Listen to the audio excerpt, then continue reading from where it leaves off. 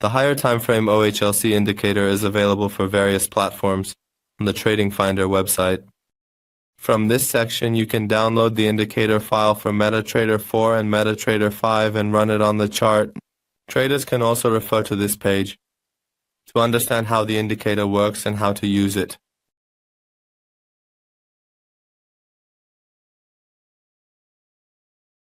From the Navigator section, we select the indicator file and run the indicator, dragging the file onto the chart. Just make sure to check the Allow DLL Imports option in the Comments section and then click the Confirm button. Once the indicator is applied to the chart, it starts drawing the price levels for the selected time frame, which is set to daily by default. It highlights the highest price level in red, the lowest price level from the previous day, the opening price level of the candle in gold, and the closing price level of the previous day's candle. In the Settings section, in the Input section, there are options for us.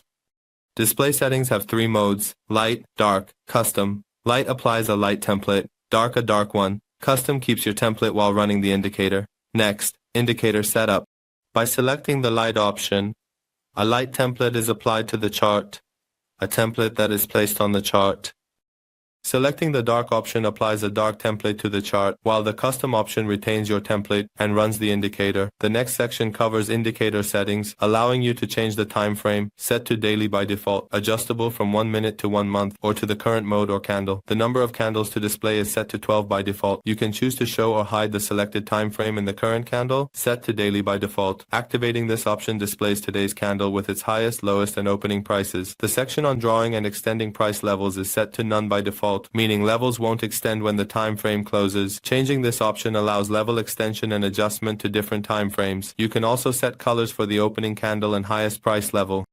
The next section is about whether to show or hide the selected time frame in the current candle, which is set to daily by default. If you activate this option, today's candle will display the highest price, lowest price, and the opening price level for today. The next section is about drawing and extending price levels, which is set to none by default. This means that when the selected time frame closes, the levels won't extend. If you change this option, you can extend the levels and adjust them to different time frames. You can also set the color for the opening candle and the color for the highest price level. You can change the color for the lowest price and the closing level to your preferred colors. The next part is about whether to show or hide the spritter, which you can enable or disable from this section. You can change the color for the lowest price and the closing level, your preferred colors. The next section is showing or not showing. Splash screen, which you can enable or disable from this section. It separates the selected candles for you with horizontal and vertical lines. The next section is about the type of line drawing, which is set to solid by default, but you can change it to dashed or dotted. The next part is about the size of the levels, which is set to 2 by default. The last part is about whether to show or hide the labels. To display the labels, the show current on option must be enabled. Here I'm selecting the dark template and activating show current. I activate the spritter and then click confirm. Here, my template has changed to a dark color and today's price levels are displayed for me, showing the opening price level. You can see today's highest price, today's lowest price, and the current price level from this section, along with the labels that show the status of the levels for us.